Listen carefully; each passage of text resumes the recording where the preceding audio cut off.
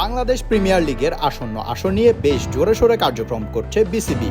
এবারের বিপিএলে গত 2 আসরের চ্যাম্পিয়ন তামিম ইকবালের খেলা নিয়ে জল্পনা কল্পনা চলছে। জাতীয় দলের সাবেক এই অধিনায়ক এখন প্রতিদ্বন্দ্বিতাপূর্ণ ক্রিকেটের জন্য প্রস্তুত নন বলে জানিয়েছেন ট্রেনার ইয়াকুব চৌধুরী ডালিম।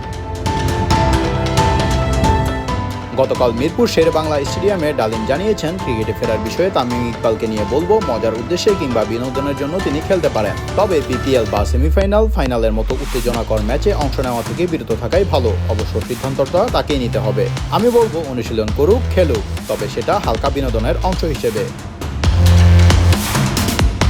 বিপিএলে টানা 2 মৌসুমে শিরোপা জিতে আলোচনায় আসা তামিম বিপিএলের সময় বিকেএসপিতে হৃদরোগে আক্রান্ত হন। ম্যাচ চলাকালীন হঠাৎ অসুস্থ হয়ে পড়লে তাকে দ্রুত হাসপাতালে নেওয়া হয়। সেই সময় তাকে মাঠে সিপিআর দিয়ে গুরুত্বপূর্ণ ভূমিকা পালন করেছিলেন ইয়াকুব চৌধুরী ডালিম।